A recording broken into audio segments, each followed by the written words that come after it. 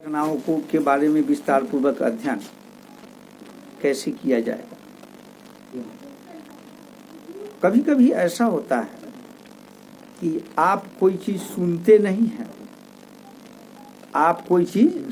नहीं हैं, केवल आप देखते हैं। आप सुनते नहीं हैं और आप देखते हैं, और देख करके उन विधाओं को, उन परिवेशों को बताते हैं। आज का टॉपिक हम लोगों को पढ़ना है आँखों देखी व सुनी हुई घटनाओं का अभिव्यक्ति करना। आँखों देखी या सुनी हुई घटनाओं का अभिव्यक्तिकरण। तो आँखों देखी और सुनी हुई घटनाओं को जो अभिव्यक्तिकरण करने की जो प्रक्रिया है, या तो आँख से देख करके हम करते हैं, या हम अपने कान से सुनकर किसी घटनाओं का अभिव्यक्तिकरण करते हैं। अब मैं आपको फिर से बता दूं कि जब शिक्षक पढ़ाते हैं तो शिक्षक अपने बच्चों को 2-3 तरीके से पढ़ाते हैं। सबसे पहला,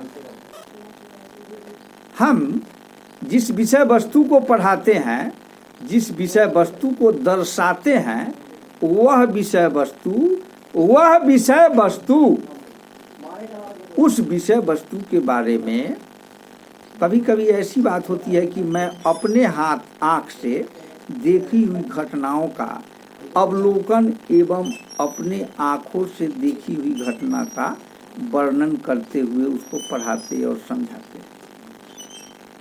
आप इस बात को खूब अच्छी तरह समझ लो कि जिन घटनाओं का दर्शन खुद आप करते हैं उसके बारे में आप पढ़ा रहे हो, या आप जो सुने हैं उस बात को आप बच्चों को बता रहे हो। तो यह आँखों देखी हुई घटना और सुनी हुई जो बात है, वह शिक्षकों के द्वारा जब बच्चों को बताया जाता है तो शिक्षक अपने अनुभव को बच्चों से क्या करते हैं, शेयर करते हैं। यानी शिक्षकों द्वारा अपने अनुभवों को बच्चों से शेयर करना आँखों देखी और कानों सुनी अभिव्यक्ति का अभिप्राय होता है। आप लोग इस बात को खूब अच्छी तरह जान रहे होंगे, समझ रहे होंगे कि आँखों देखी और सुनी हुई घटना का सीधा सीधा मतलब है शिक्षक अपने अनुभव को बच्चों से साझा करता है। शिक्षक का अनुभव बच्चे साझा करते हैं, वही आँखों देखी और कानों सुनी घटनाओं को दूसरे रूप में समझाने की कोशिश किया जाता है। मैं आपको फिर से समझा देता हूँ कि जब आप लोग पढ़ते थे या हम लोग पढ़ते थे तो हमारे अंदर, या आप लोग जब वर्ग कक्ष में पढ़ते थे, छोटे बच्चे थे, तो आपका अनुभव जब अपने बच्चों से साझा करते हैं और बच्चों को बताते हैं कि हम इस तरह से पढ़ते थे, इस तरह से हम पाठ याद करते थे, हमें याद करने के लिए ऐसा परिवेश मिलता था। हम लोग बचपन थे तो हम लोगों के बचपन में जब 10वीं की परीक्षा हो रही थी, तो हो रही थी नहीं, मतलब 9वीं से 10वीं में गए तो हम लोगों के गार्जियंस जो थे वे टेलीविज़न नहीं देखने देते थे हम लोग। अब आप लोगों के साथ क्या हुआ होगा वो तो आप लोग जाने, लेकिन 9वीं से 10वीं में गए तो सब लोग कहता था मैट्रिक का परीक्षा है, टीवी देखेगा। यानी वह हमारे साथ बीता हुआ है। कभी कभी ऐसा होता है कि हम जिस विषय वस्तु को पढ़ते हैं उस विषय वस्तु को पढ़ने और समझने में हमें बहुत समय लग जाता है। अब उसको समझने में जब बहुत समय लगता है और जब उसको हम बहुत अच्छी तरह समझ जाते हैं तो शिक्षकों को यह चाहिए कि अपने बच्चों का जो अपनी अनुभव है उसे जब साझा करे तो बच्चों को जो परिश्रम आपको करना पड़ रहा था उतना अधिक परिश्रम न करना पड़े, उसको कुछ कम ही परिश्रम करना पड़े और उस बात को आप लोग यस सर या हाँ कहते जाइएगा। तो उस परिश्रम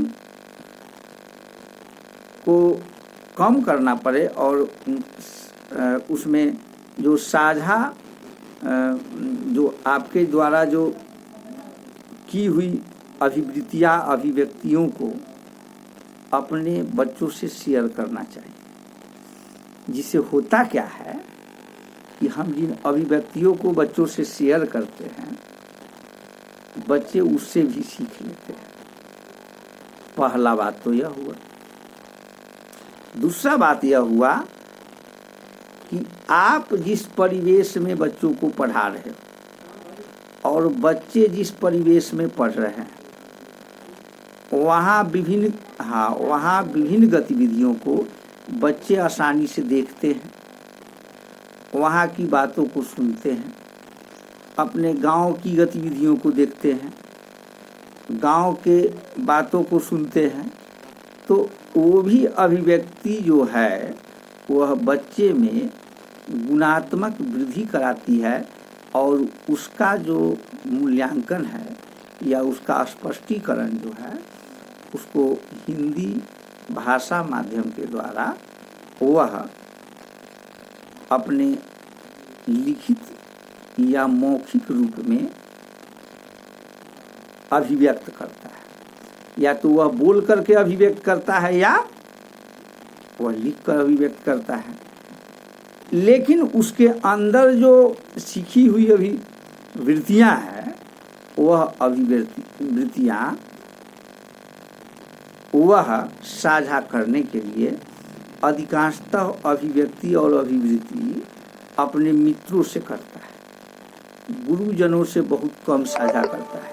यानी छोटे बच्चे जो अभिव्यक्ति को साझा करने की बात जो कहते हैं वह छोटे बच्चे उन अभिव्यक्तियों को साझा करने के लिए, समझने के लिए, बताने के लिए, अभिव्यक्त करने के लिए उन मूल्यों को समझकर और शिक्षकों के पूछे जाने के बाद ही उन बातों को अपने मुखारबिंद से निकालता है और शिक्षकों को कहता है। लेकिन जब अपने साथियों के साथ बातचीत की बात हो या अपने परिवार के साथ बातचीत की बात हो तो उसमें बिना बोले हुए भी अपनी अभिव्यक्तियों को वह अपने परिवार के संग या अपने मित्रों के संग साझा कर लेता है आराम से। इस बात को आप लोग आराम से समझ गए होंगे। दूसरी बात यह है कि जिस बात में दम होता है या जिस बात से कुछ प्राप्त होता है, यानी बहुत सी बात जो होती है जो देखी जाती है और सुनी जाती है उसमें तथ्य विहीन बात भी होता है और तथ्य युक्त भी बात होता है। दो प्रकार की बात हमेशा चलती रहती है। एक बात यह होती है जो तथ्य युक्त होती है और दूसरा क्या होता है वह तथ्य विहीन बात होता है। तो जो तथ्य युक्त बात होता है उस पर हमेशा गुरुजन एवं माता पिताओं को चाहिए कि उस पर बच्चों को जोर दिया जाए। यानी हो सकता है कि कोई घटना ऐसी घटी हो जिसमें कोई बच्चा गलती किया हो और उससे उसको दंड मिला हो,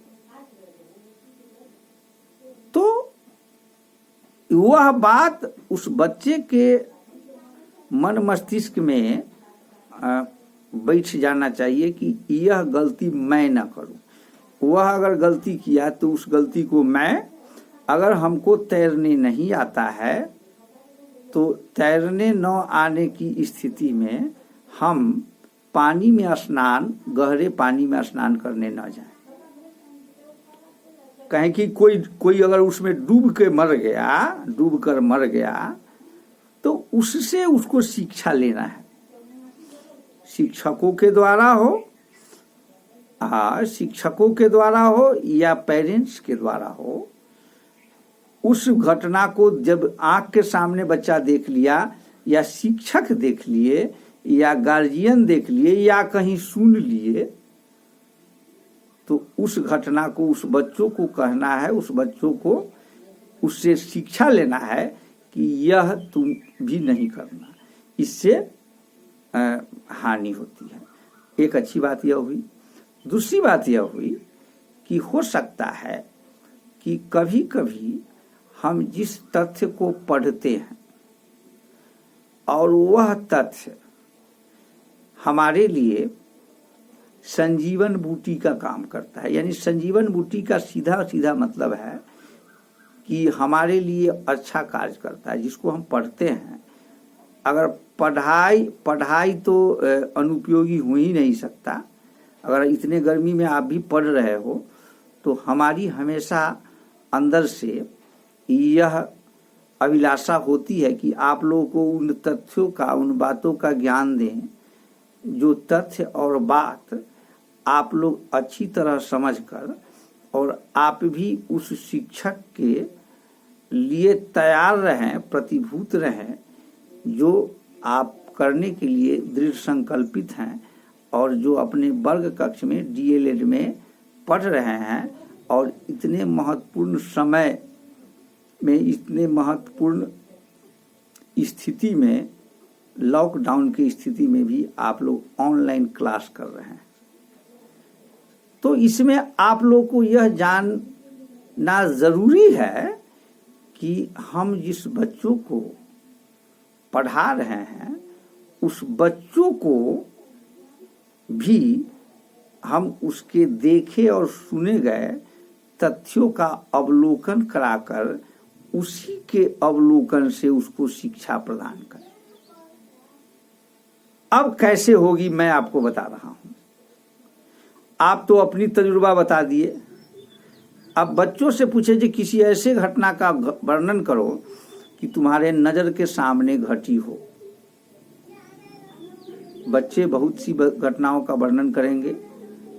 अब उन घटनाओं में, उन तथ्यों में जब बच्चे आपसे विचार विमर्श करेंगे तो आप उन घटनाओं को सुनकर, क्योंकि वह तो वर्णन कर रहा है देखे हुए घटना को और आप उसको सुन रहे हैं, तो उसको सुनकर और उससे होने वाले लाभ और ज्ञान को बच्चों से शेयर करें कि अच्छा तो तुम इस घटना को देखा तो इस घटना से तुम्हें क्या शिक्षा मिलती है,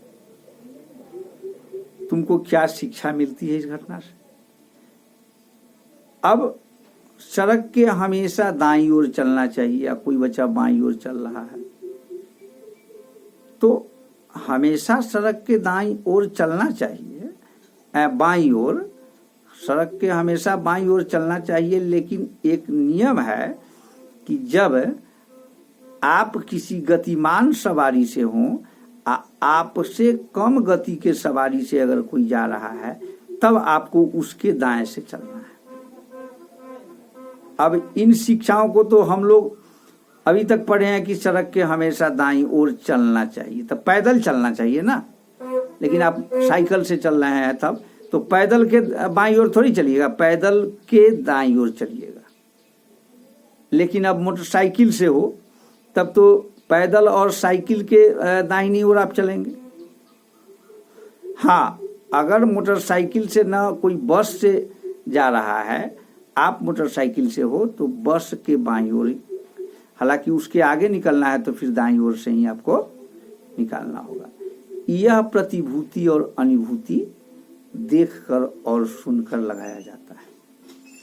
मैं दूसरे कथन के द्वारा आपको फिर बताना चाहूँगा कि स्पष्ट रूप से देखी गई किसी भी शिक्षाप्रद तथ्यों के परिप्रेक्ष्य में उसका मूल्यांकन करते हुए और उसे सीख लेना चाहिए और वह सीख अपने जीवन में उतार कर उसके द्वारा उसके सदृश सब लोगों को उसके परिवेशात्मक स्थिति का सीखना अवलोकन करना चाहिए। मैं आपको फिर बता दूं कि जब भी हम किसी तथ्य का अनुमोदन विश्लेषण करते हैं तो हमें यह स्पष्ट रूप से अवगत होता है कि हम इस तथ्य को, इस विषय को किस तरह से खुद समझ रहे हैं और बच्चों को किस तरह से समझा रहे हैं, यह हमें समझना है। तो हम इस स्थिति को समझते हुए, जानकारी प्राप्त करते हुए हम सभी लोग इस स्थिति तथ्य युक्त बनाते हुए हम उसे समझाने की कोशिश करते हैं। तो यह बात भी आप लोग अच्छी तरह समझ गए होंगे कि जो बात आप सुनकर और बच्चों को समझाते हैं उससे आप खुद शिक्षा लेते हैं, खुद सीखते हैं। ऐसा हम इसलिए कह रहे हैं कि इस तथ्यों का जो मूल्यांकन होता है, उन तथ्यों के मूल्यांकन का स्वरूप उसके जानकारियों को आगे बढ़ाता है, उसकी जानकारियों को साझा करता है, उसकी जानकारियों को दर्शाता है, उसकी जानकारियों को बहुगुना बनाता है। मैं आप लोगों को यह भी कहना चाहूँगा कि मनुष्य के द्वारा जितनी भी क्रियाकलाप हैं, उन सभी क्रियाकलापों को देखते हुए, समझते हुए, सुनते हुए उनसे शिक्षा लेनी चाहिए, ताकि जो कार्य एक बार हो रहा है और उसमें जो त्रुटि हो रही है उससे फिर दोहराया न जा सके। तो आप लोग इस बात को आसानी से समझ गए होंगे, जान गए होंगे कि किसी भी घटना का आंखों देखी या सुनी हुई अभिव्यक्तियों को अगर साझा करते हैं उसके बारे में, तो उसे उस एकांकी का रूप देकर और उसे हम शिक्षा प्राप्त करते हैं। अब शिक्षा प्राप्त करते हुए उन बातों को, उन विषयों को, उन विषयांतरों को हम अच्छी तरह समझ और समझा सकते हैं, जिससे हम इन बातों को, इन तथ्यों को समझ और बूझकर हम दूसरे को समझा सकें। एक चीज मैं आपको फिर से बता दूं कि आप जिन तथ्यों को समझ रहे हैं,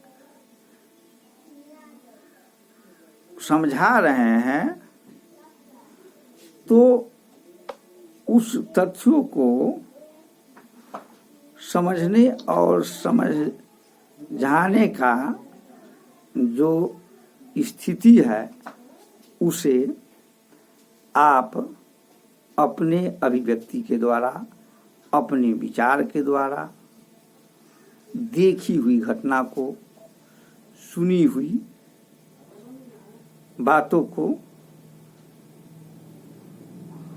हम समझते और समझा सकते हैं। तो यह बात एकदम सच है कि हम उन बात को, उन तथ्य को अभिव्यक्तियों का मूल्यांकन करके और हम समझा सकते हैं और दर्शा सकते हैं।